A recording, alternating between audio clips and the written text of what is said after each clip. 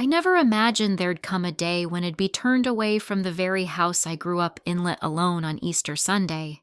But it only took 3 words from my own mother to turn me into a stranger. No hug, no smile, not even a soft glance. Just a thorny whisper that cut through my chest like a razor. Don't come in. I stood frozen on the tiled porch, clutching a bottle of fine red wine and a basket of handmade chocolate eggs, the kind of gifts that used to make Mom's face light up with joy. But now, that same woman nearly shut the door on me like I was a prowler, not the daughter she raised for 28 years. I forced a little smile, hoping this was some cruel joke. "You're kidding, right?" I said, my voice dry as dust. She shook her head. "No, Rachel. Not today. Everyone's having a good time." She hesitated, eyes flicking nervously behind her as if someone might overhear. Then she added, "Sienna said if you came, she wouldn't come inside. I didn't need to ask anything else." Sienna-me half-sister had been setting the tone of this household ever since Mom remarried.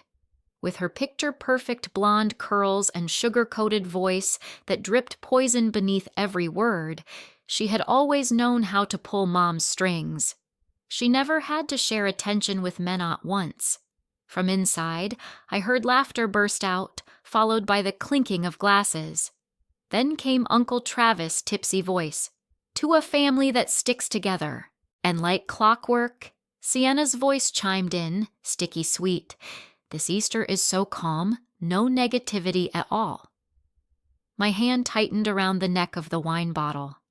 A cool April breeze rustled my dress, but it was nothing compared to the ice spreading through my chest. I had driven 3 hours from Oak Ridge to Willow Creek. I'd taken time off work, spent nearly $300 putting together gift baskets for the kids. I even wore the floral dress Mom once said makes your skin glow. I thought maybe, just maybe this year would be different, that I'd finally be welcomed. I was wrong. Deep down, I had always known I wasn't truly wanted. I was just the walking credit card, the invisible backbone keeping the power, water, and Wi-Fi flowing. The one who was always there, just not part of the picture. Mom looked at me again, but her eyes dodged mine. She wasn't angry, she was scared.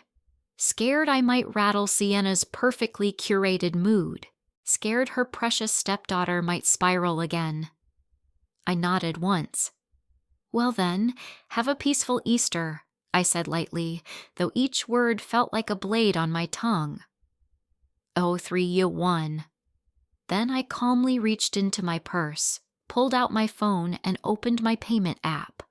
My fingers moved with steady grace. Electricity, cancel payment. Water, cancel payment. Wi-Fi, disable, auto-renew. From inside the house, the lights flickered. A voice shouted, "What the hell? The Wi-Fi's out." Sienna, of course. For the first time in years, I looked Mom straight in the eye without blinking. "Don't expect the $3,200 this month," I said softly. "I'm not your utility company." Mom reached toward me, either to stop me or to hold on to some scrap of pride, but I was already walking away. My shoes clicked on the wet driveway as the sun dipped low behind me. Inside that house, chaos buzzed like a beehive someone just kicked. No one followed me. No one called out, "Rachel, please don't go." No apologies. No second thoughts. And for the first time in years, I wasn't sad. I didn't feel guilty. I didn't look back. That role I used to play the daughter who endured, forgave, and waited to be loved, I ended it right there on that porch. I hadn't even reached the end of the block when I heard Sienna's shrill voice from behind. "Who the hell cut the Wi-Fi?" I didn't stop, just adjusted my rearview mirror enough to see her storming out the front door, phone in hand like a weapon, face red with fury.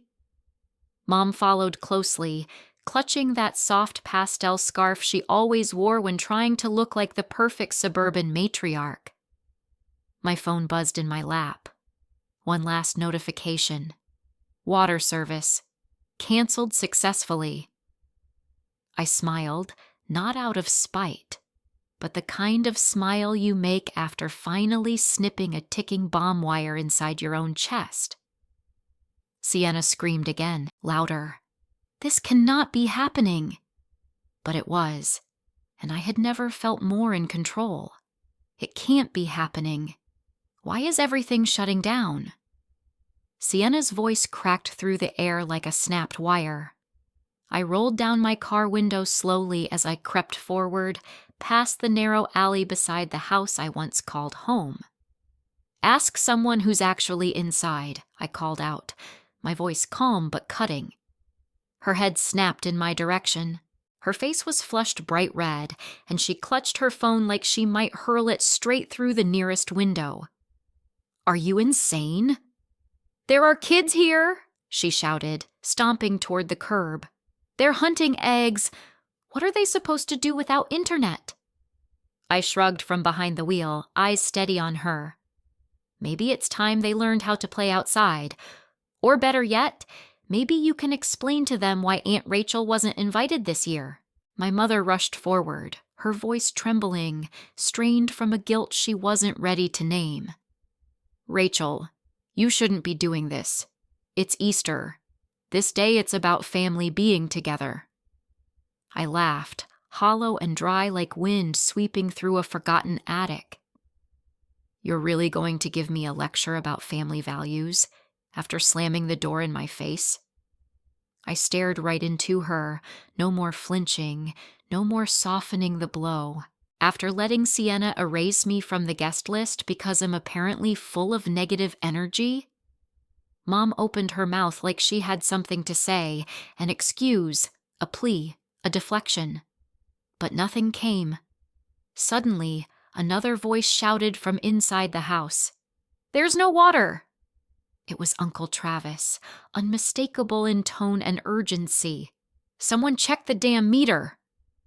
I gently pressed the gas, nudging my car away from the driveway. I had just started pulling off when a white SUV burst out of the garage like a final act of defiance and slammed to a stop, blocking my path. Sienna leapt out of the driver's side like a woman possessed. She planted herself in the middle of the road, hands on her hips, eyes blazing. You don't have the right to do this, Rachel, she screamed. That's Mom's house. It's where I live. You can't just destroy everything because you're having a meltdown. I didn't respond right away. Instead, I calmly pulled out my phone and opened the payment app again. My thumb scrolled through the list of services. Netflix, cancel. Hulu, cancel. HBO Max, cancel. One by one, I ended each subscription without hesitation. Then I looked up at her and finally spoke. You think this is a tantrum? No, Sienna. I opened the car door and stepped out, the pavement cool beneath my flats. I stood taller than I had in years, not in height, but in strength. I canceled everything because I'm tired of being backstage while you get the spotlight, tired of being the family's walking debit card. And if you seriously believe I'm going to keep funding all this while you and Mom treat me like some unwanted stepchild, I took a deep breath, steady. Then you're more delusional than I thought. Sienna's mouth hung open, grasping for a response, but none came. From inside the house, a child's cry rose, followed by a clattering sound and Mom's panicked footsteps rushing back indoors. The whole scene played out like a sad, slow comedy, except no one was laughing. I got back into my car, pulled the door shut, and rolled down the window one last time. Happy Easter, I said flatly. No lights, no water, no Wi-Fi but. I'm sure you'll have plenty of positive energy, just like you wanted. Then I drove away. No hesitation, no guilt, no looking back. For the first time in my life, it felt like I'd pulled the emergency exit on a burning house I'd been forced to live in for far too long. I didn't go straight back to Oak Ridge like I'd planned. Instead, I pulled into a quiet little parking lot near the Coast Sunmere Beach, a stretch of wind-kissed shoreline just west of Willow Creek. I kicked off my shoes and walked barefoot through the cold sand, letting the sound of the waves settle the tremble in my chest. The breeze wrapped around me like a question I no longer had to answer. I sat on the hood of my car, pulled out my phone again, and opened my banking app. Just numbers, right? But those numbers told the whole story. $9,842. That's how much I'd sent to support that house in the past 12 months alone. 3 years. 3 full years of quietly covering electricity, water, internet, phone bills, everything without so much as a thank you.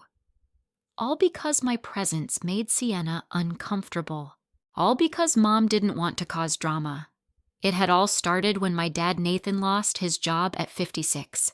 The construction firm went under and they spiraled into debt overnight. I had just started my first full-time job in finance, filled with hope and determination. "It'll help," I said back then. "Just until Dad finds something new." That was 3 years ago. Dad was still between projects. And I'd become an ATM with no PIN code. It was supposed to be just 2 porcelain crowns. "It's not urgent," Mom had whispered over the phone one night, but I'm embarrassed to smile. So I wired her $2,400 without question. No pushback, no lecture, not even a thank you. Just a quick, "I'll pay you back soon." But in Mom's world, soon didn't mean later. It meant never. And then there was the whole mess with Sienna and her pearl-colored SUV. She didn't qualify for a loan, obviously, but that didn't stop the plan from forming. Mom called me one evening, her voice coated in syrupy concern. "Sweetheart," she cooed, "your sister really needs a safe car. Can you co-sign? Just for a year. It'll help her get approved." I agreed. Like a fool. 6 months later, I received a payment notice from the bank. 2 missed payments. Sienna had simply forgotten, and I had to cough up $1,100 to protect my credit score. I used to think this was all part of being the eldest, that sacrificing a little here and there was just what I was supposed to do. But what they wanted from me? It was endless. A pit without a bottom. The more I gave, the less I existed. And it wasn't just the money, it was the silence. The quiet way they dismissed me when they thought I wasn't listening. At the last Christmas gathering, I heard Sienna snickering behind my back. "Rachel always looks like she's about to read someone's will," she joked. "Long face, no husband, no kids, but hey, she's got money. So she's still useful." Mom had been sitting right beside her, sipping wine. She didn't defend me. She didn't flinch. All she said was, "Oh, Sienna, your sister's just tired." Yeah, I was tired, but not from work, not from helping. I was tired from being laughed at while I held up the crumbling walls they should have been helping to support. One night, not long ago, I confronted Sienna during dinner at a cozy little place called Briar's Table. "You know that lucky you don't have kids comment you made?" I said, swirling a spoon in my soup. "That's exactly why you don't feel bad calling me every time you need money." She rolled her eyes and leaned back in her chair. "Oh, please," she said with a smirk. "Don't act like some kind of martyr. You're not helping us, you're buying a sense of control." The lemonade glass in my hand trembled slightly, but I said nothing. I just smiled like the good sister, the understanding eldest. Until now, because standing on that porch on Easter, turned away like a stranger, I finally saw things clearly. I was never part of the family. I was the sponsor, the backup plan, the silent wallet. Not anymore.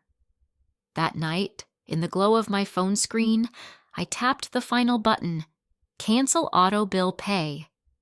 The lights I'd been keeping on in that house would begin to dim. The faucets would run dry. The Wi-Fi would drop. And for the first time in years, they'd have to face the consequences of the disregard they so freely handed me. I remember another Friday, just a few weeks before Easter.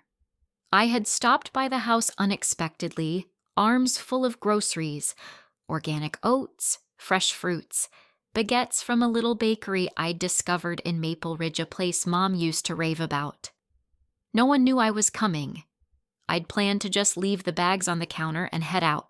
But as I stepped onto the porch, laughter drifted from the kitchen window. She's always wound so tight, like a violin string. Sienna's voice sliced through the air.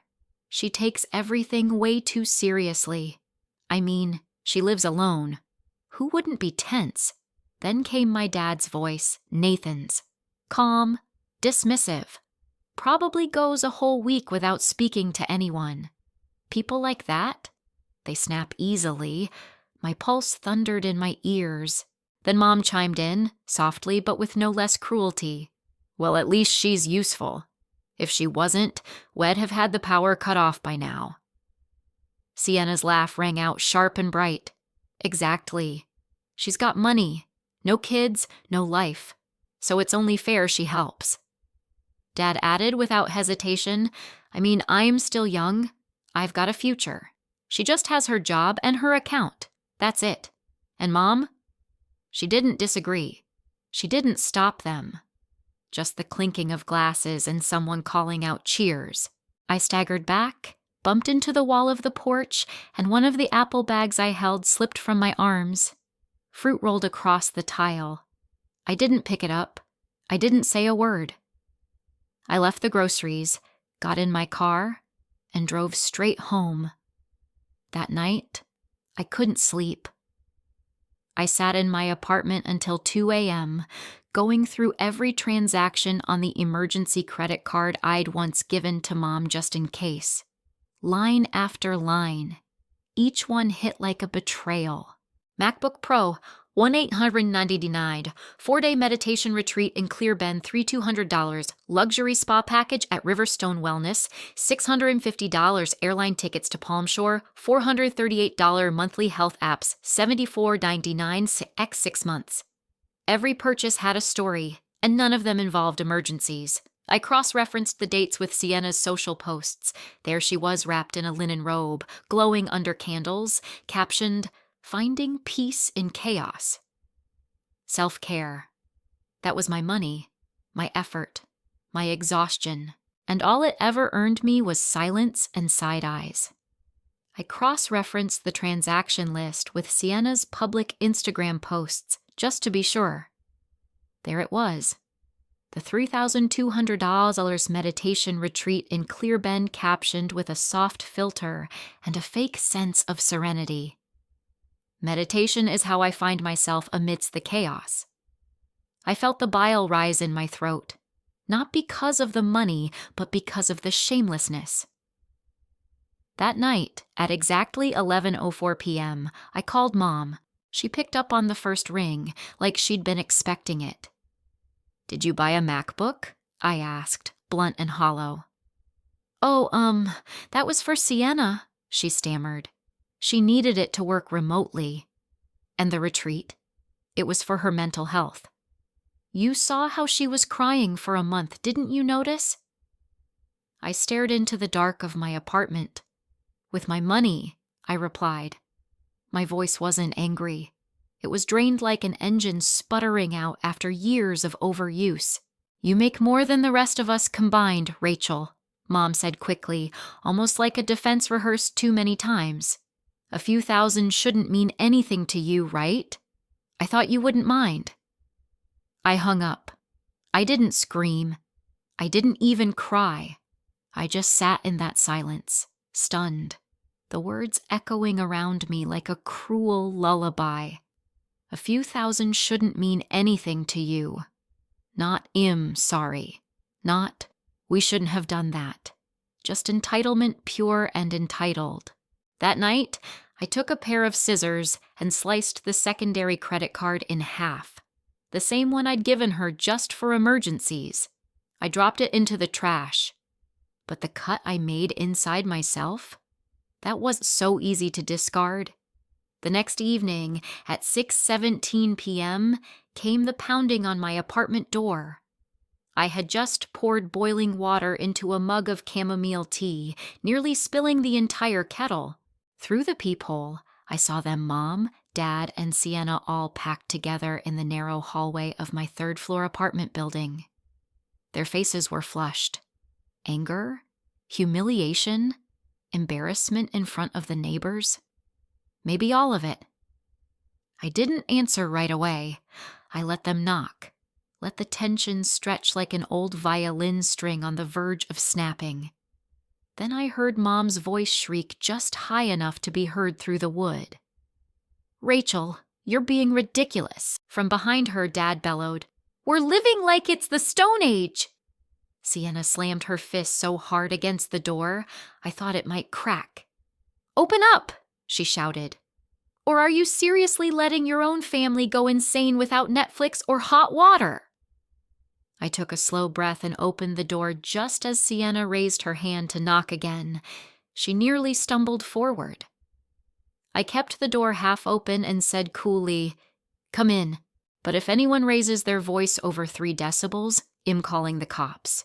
There was no warmth in my voice, no fake smile, no trembling, just steel. Inside, my modest 1-bedroom apartment turned into a chaotic battlefield.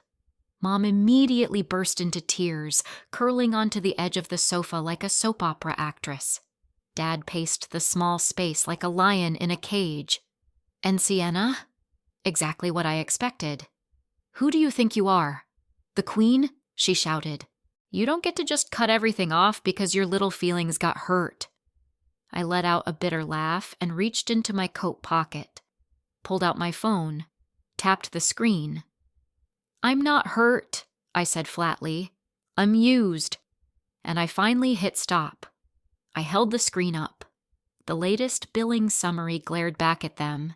Every charge, every auto payment. Dad winced. "You're blowing this way out of proportion, Rachel.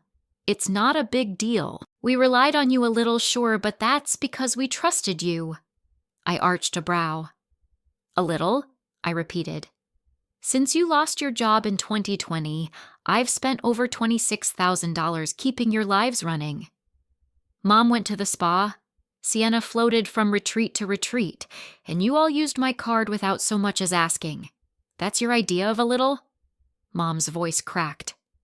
"Rachel, you know I didn't mean to." "No." I cut her off sharply. "You just assumed I'd never say no. You built your peace of mind on the fact that I wouldn't draw a line." Sienna took a step closer, her hands clenched into fists. "So what now? You want us to grovel? Get on our knees?"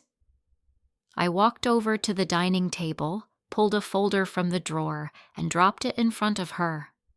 "No need to kneel," I said. "Just sign."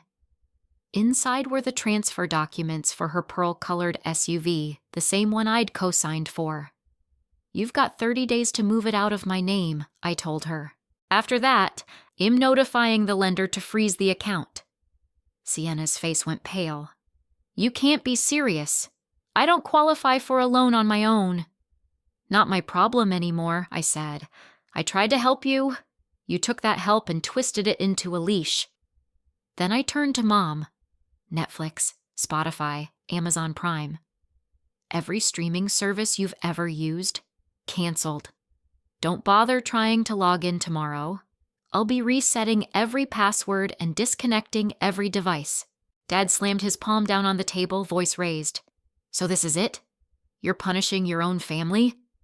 I stared at him, not blinking. "No," I said. "This isn't punishment. It's liberation." "It's not punishment," I said, my voice low but unwavering. "It's liberation." I wasn't shouting. I didn't have to.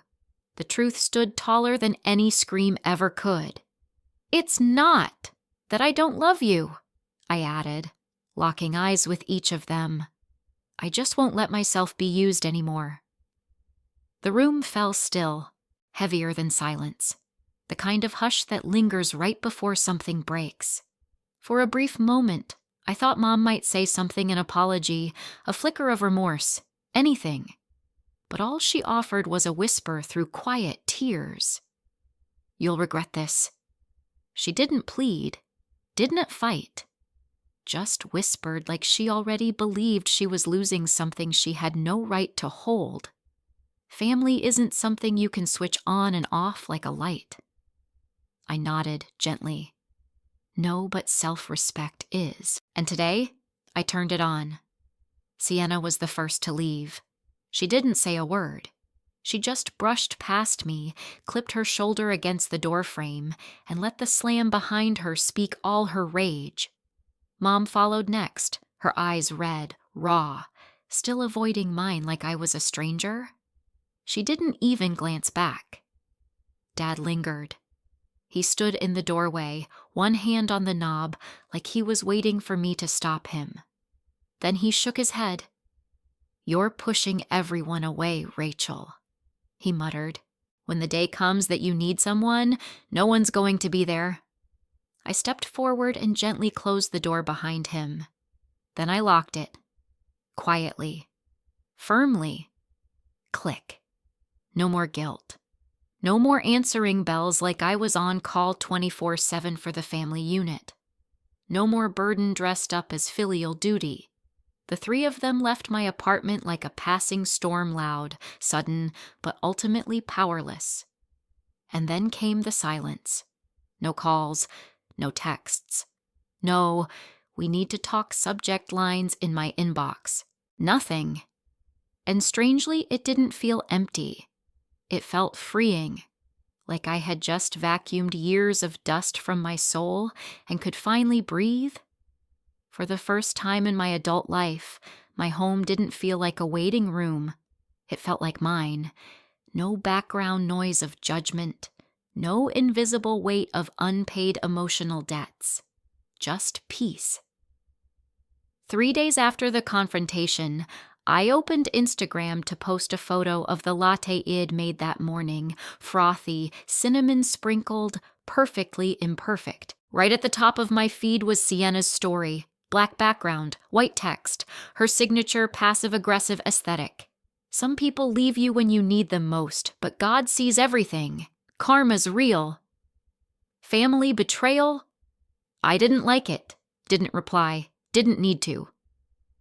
I took a screenshot, like filing away an old receipt, then closed the app, like tossing a useless bill into a fire. I was done justifying, done explaining. I didn't owe anyone a single line of emotional translation anymore. 2 days later, something unexpected landed in my inbox, an email. Subject, "just wanted to say thank you." From Kelly Heartworks, ogmail.com, Kelly, Ben's wife, my cousin's partner, someone I hadn't spoken to in over 3 years. The last time I saw her was at their wedding. She was always gentle, always observant, like someone watching the chaos from a safe distance, quietly collecting truth. "Rachel, I know this might be surprising. I was at the Easter gathering. I saw everything from the moment your mom shut the door on you to when Sienna called you names.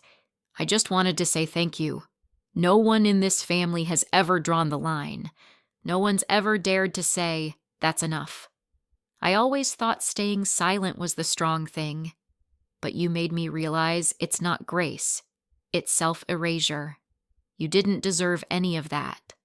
I hope you're okay." Kelly, I sat at my desk, just staring at the screen.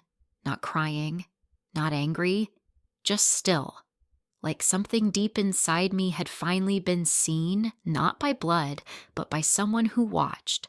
Someone who understood. Someone who didn't treat my worth like a utility meter. I typed my response slowly, letting each word find its place. "Thank you, Kelly. I'm better than I've been in years." Your message. It was the first thing in a long time that made me feel like I'm not alone. I used to think silence was the end, but maybe it's actually the beginning. I hit send. The email closed, but something inside me opened. I finally realized something I'd never dared say out loud. Some relationships don't deserve to be carried forever. Some voices, no matter how loud or familiar, only pull you further from your own. My family can believe I betrayed them. They can call me selfish, ungrateful, cold. I know the truth. And now, I no longer need to prove it. I spent the next few hours decluttering my space, canceled every lingering autopay, removed unknown devices from my Netflix account, changed every password. This apartment used to be just a place I came back to after work. Now, it was something more. It was mine. That night, I didn't turn off my phone out of anger. I turned it off out of peace. Because for the first time in years, I wasn't waiting on a call, a text, or someone's forgiveness. I had finally learned to give it to myself. After years of feeling like the only lifeboat in a family drowning in demands and blame, I had finally come up for air. I no longer flinched when the phone rang. There was no more tightness in my chest when a bank notification popped up. No more late-night math, trying to figure out how to survive after sending off another electric bill for a house I wasn't welcome in. Instead, I woke up in a quiet, sunlit apartment. No one blaming me. No one waiting for me to open my wallet. No one calling me selfish for having boundaries. For the first time in a long, long time, I started living. The first thing I did was buy a second-hand nylon string guitar off Craigslist. Warm tone, clean.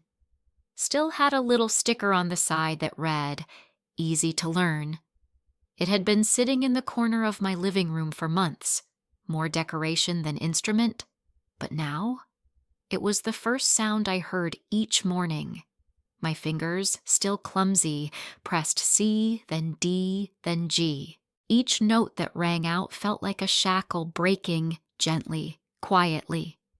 There was no one yelling from the next room, no one mocking my progress, no one demanding silence, just me, the sound, and the freedom of finally taking up space in my own life. Not long after, I signed up for a weekend photography class at the local community center, beginner level. The first time I held a real camera in over 10 years, my heart raced like I was doing something rebellious, like I was skipping work to chase sunlight. I started taking pictures of everything, a rusty fence behind a parking lot, the way morning light danced through a glass of iced tea, a single dandelion growing from a crack in the sidewalk. Each click of the shutter felt like a declaration. I exist, and I don't need anyone's permission to say so. One day after class, I bumped into someone unexpected, Melissa, an old college classmate, once my best friend. We'd drifted over the years. I had always been too busy holding my family together. She spotted me first in a tiny cafe tucked away in Old Town. "Rachel, is that really you?" she said, eyes wide, a genuine smile on her face. "You look lighter." We talked for hours, laughed until it hurt, traded memories like old postcards. The nights cramming for finals in the library, secret weekend road trips. The time I told a joke so dumb we nearly cried from laughing. Eventually, I told her everything. No sugar-coating, no embellishments. Just the truth, as raw and real as a photograph before it's edited. She didn't interrupt. She didn't offer pity. She just reached across the table, squeezed my hand, and said, "You're braver than anyone I've ever known." Her words didn't heal everything, but they loosened the ice around my chest. They made me feel seen. After that, I started writing again. At first, it was just scattered thoughts in a journal. Then came short stories, tales about women wandering through nameless cities, about wounds that didn't bleed, but ached like old bones in the rain. No one judged. No one told me to make them lighter or happier. I wrote for the girl named Rachel. The one who had spent so many years being the voice for everyone else's needs, she'd forgotten her own. This week, I've got dinner plans with some friends from the photography class. Next weekend, I'll go to the book fair in Willowport. And tonight? I'll make myself a mug of hot chocolate, curl up on the couch, and reread those first shaky stories, not to edit, but to honor every word I once dared to say. Someone once asked me, "Is silence worth it if it means you have no family?" I used to think the answer was no, but now I know silence isn't rejection. It's a gift I gave myself. After years of living in everyone else's noise, I'm not a victim anymore. I'm not anyone's emergency fund, or emotional sponge, or sacrificial lamb. I'm not defined by how many bills I've paid. I'm Rachel, 28 years old, living in my own small apartment, learning guitar, learning photography, writing stories, and for the first time smiling because I want to, not because someone else needs me to. That evening, after I got home from class, I noticed something taped to my apartment door. The hallway was bathed in that soft yellow light it always had at dusk. It was a thin, white envelope, loosely secured with a strip of clear tape. No delivery person in sight. No name on the return. Just one line written in handwriting I'd known since I was 6, from Mom. I didn't open it right away. Instead, I set my camera down, poured myself a glass of cold water, sat on the sofa. It wasn't until the sky outside turned navy and the city lights began to stretch long shadows across my walls that I finally unfolded the letter creased in 3 perfect folds. That's how the letter started. Written in Mom's familiar handwriting, slanted slightly to the left, like it always had been since I was a child learning cursive by copying hers. I don't even know if you'll read this, Rachel, but I want you to remember no matter how angry you are, no matter how far you choose to go, you are still my daughter. Even if you forget that I never will, I've made mistakes. Maybe I leaned on you too much. Maybe I should have stepped in when Sienna said things that hurt. I'm not perfect, but I love you. Your father, he doesn't understand everything. And Sienna, she's still young. She doesn't know how to express herself. But deep down, I believe she knows how important you are. The house hasn't felt right since you left. The water line broke. The Wi-Fi went out. Everything's been chaos. But it's not just the services we lost. It's you. You're still my child, no matter what, whether you forgive us or not, Mom. I folded the letter and set it on the coffee table. Then I sat there, still. No tears, not a single drop. No rage, no guilt, no flicker of that old pull I used to feel any time Mom said something halfway kind. What I felt was peace. I used to believe I'd collapse the moment she said, "I love you," that hearing those words would unlock something in me or fix the ache that had grown over years of neglect. But now, I read them like a train schedule from a town I no longer lived in. It came too late. It no longer mattered. Because I was no longer standing at that platform. I didn't need that letter to validate my existence. Didn't need an apology to feel real. Didn't need overdue love to prove I was worthy. I had already made peace with the truth. I wasn't the silent daughter anymore. I wasn't the ATM. I wasn't the emotional sponge for a family that only kept me around when it was convenient. I lit a scented candle by the window, cinnamon and vanilla, my favorite, and let the warmth spread across the apartment. I picked up my guitar, played the soft acoustic piece I'd just finished learning, not because anyone asked me to, not to impress, not to please, just because it made me feel full. I looked into the mirror not with doubt or anxiety, but with clarity. I no longer lived as my mother's daughter. I lived as the author of my own life. They could call me ungrateful, They could twist the truth into any version that made them feel better. I didn't care, because for the first time in years, I wasn't the extra in a play called The Perfect Family. I was the lead in a new story, Rachel. The woman strong enough to rise, walk away, and never look back. From Rachel's story, I finally understood something many of us learn the hard way. Sometimes the bravest thing isn't forgiving. It's walking away from relationships that drained us, from people who only valued our presence when it came with a price tag, from a definition of family that never included real love or respect. Because family doesn't always mean unconditional love. Sometimes choosing your own peace means saying enough. Sometimes setting boundaries isn't betrayal, it's survival.